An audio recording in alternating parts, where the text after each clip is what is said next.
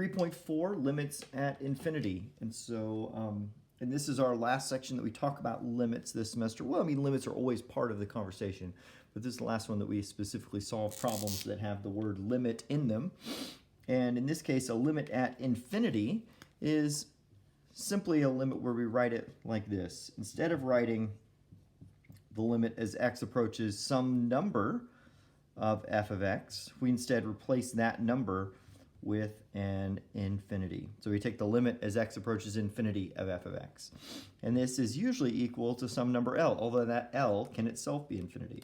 What does this mean? Well, let's think of this graphically, because I think that's where it makes the most sense.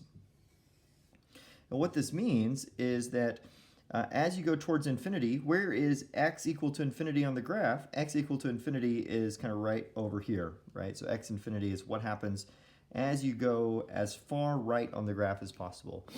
And by the way, there is no as far right as possible. It continues without end. But at any rate, what you have is you have your, if you have some sort of horizontal asymptote that goes here, and you have a function that comes along and gets very close to that asymptote, then whatever that asymptote in, that's your limit. So the limit is the long-range behavior of that function.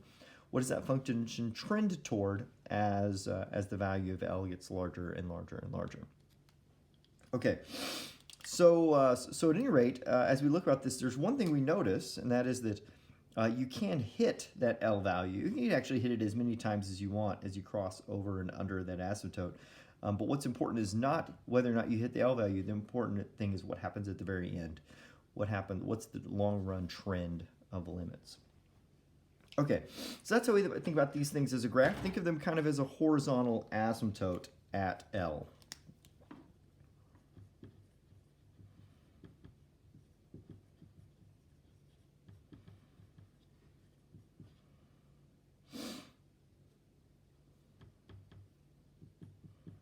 Okay, so a horizontal asymptote of y equals L is kind of what we think about. Now, there's one example that's kind of more important than all the rest. So let's focus on that one example, and then we'll use it to make sense of everything else that we're going to do. That one example is the example 1 over x. And the reason is once we kind of understand this, then all the other functions that involve x's start to make sense. So what does 1 over x happen? What happens to 1 over x as x goes to infinity? First, let's think about this as a table. So if I were to put a table, what I might want to do, this at infinity means that I'm going to put really, really big numbers in for x. So let's just start choosing some big numbers. Let's start with not so big, like 10, and then get bigger to 100, and then even bigger to 1,000, and even bigger to 10,000, and then just kind of ask what happens as we go on and on and on in this way. So over here you get 1 divided by 10, which is 1/10. And here you get 1 divided by 100, which is 1/100th, 1/1000th, 1/10,000th. So let's just ask ourselves, what is the trend as we go in this direction, as we keep doing this on and on and on?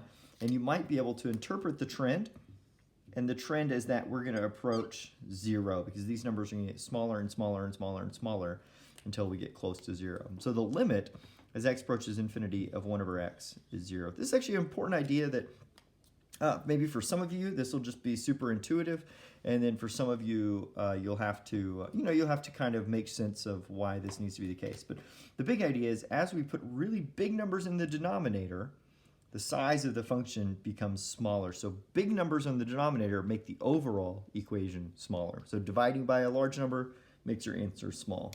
Hopefully that has a little bit of intuition to you. Furthermore, let's look, what does the graph of 1 over x looks like? Well, maybe you all remember. Let's flip over. What does the graph of 1 over x look like? Well, it looks kind of like this, and you can put this in your calculator and see. And then it has the same shape here on the negative side. And so this is the graph of 1 over x. But what do you notice happens to the end? The end goes towards 0. So if we had this asymptote on 0, we can see from this picture that as x approaches infinity, our function approaches 0. So we can see right here that the limit as x approaches infinity of 1 over x equals 0. Well, this is a nice trick because, like for example, if you look down at 3.12 or 3.13, we're going to have complicated problems, but they can all be kind of thought of as dividing things that have x's divided by x's. And so this 1 over x idea is kind of the critical idea to connect all of them. And there's a really nice trick that we're going to use, and then hopefully by the end of the lesson we won't be using this trick anymore because we'll have moved past it. But that really nice trick says if you divide everything by the highest power of x in the denominator, so divide everything there is by the highest power of x in the denominator, then what you'll get is you will get a bunch of things that divide by x and become 0, and then a few things that don't. So this is our trick.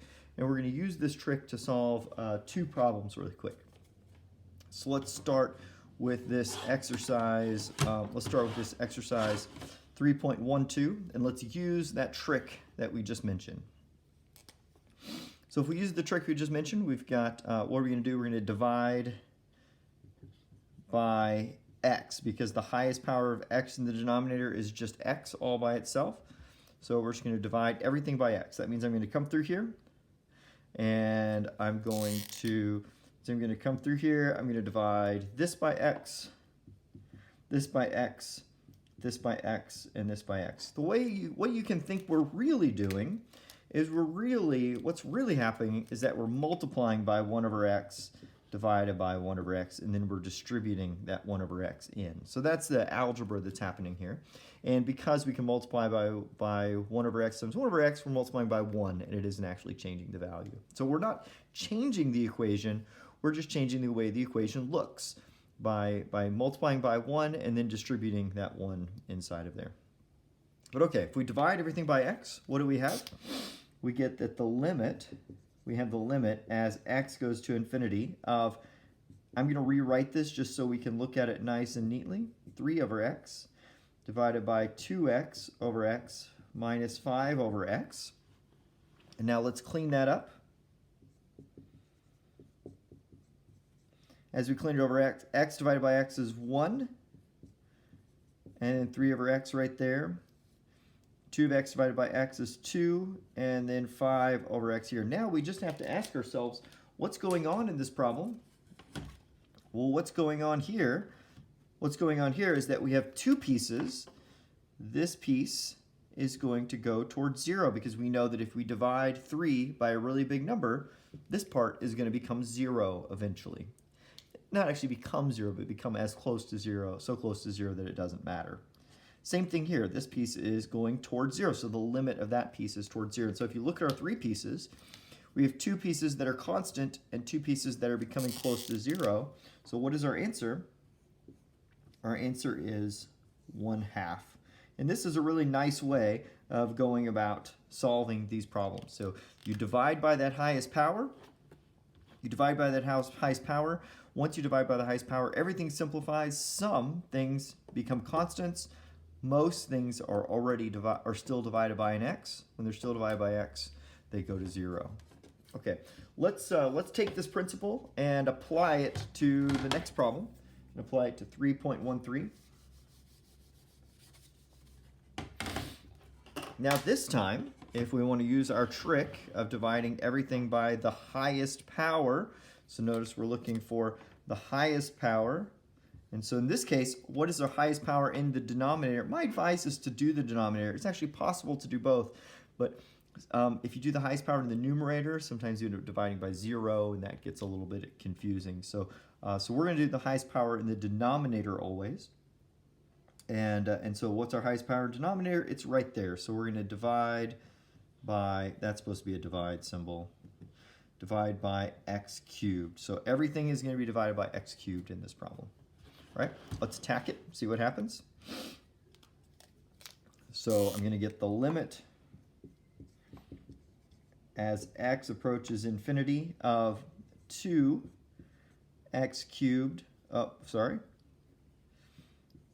2x cubed divided by x cubed plus 3x divided by x cubed minus 5 divided by x cubed all over 5x cubed over x cubed minus x squared over x cubed plus 2 over x cubed. Okay, so we can see all of that now looking at us. And so now what I have to do, I have to simplify everything. And this is the limit as x approaches infinity. The x cubed and x cubed is just 2. This 1x cancels with one of those, and so we have 3 over x squared. And here we have 5 over x cubed. So there's no canceling here. Here we just had 1x cancel. Okay. Now let's move to the bottom, and we've got 5. And then we have a squared and a cubed, and so that means we have just 1 over x surviving, and then 2 over x cubed remaining. Okay, so this is our simplified version right here. And then as I look, you'll see this part becomes 0 because we know 1 over x goes to 0. But when you divide by an x cubed, that's also going to go to 0 because the principle from the 1 over x problem was that as the denominator becomes really, really big, the whole equation becomes really, really small. So if we're dividing by million squared, that's still going to be a really tiny number. In fact, it's going to be even tinier than 1 over x. So this goes to 0, and then dividing by the cubes goes to 0 as well. So all of these terms go to 0 because in each one we have a constant divided by a really, really big value of x. So what happens to my answer? This is 0, this is 0, this is 0, this is 0, and we're left with 2/5. So 2/5 is what that limit is as we approach infinity. Okay, there is kind of a simpler way to think about this, and we'll talk about that in our next little video. But right now, what I want you to do is I want you to try the next 3 problems. So try all of them. So try 3.14 through 3.16. So I want you to try all 3 of those problems and then come right back and watch the next video, and we'll see how those are solved, and then try to make some observations and see if we can clean up this process and make this process go a little bit faster for us. Okay? Good luck.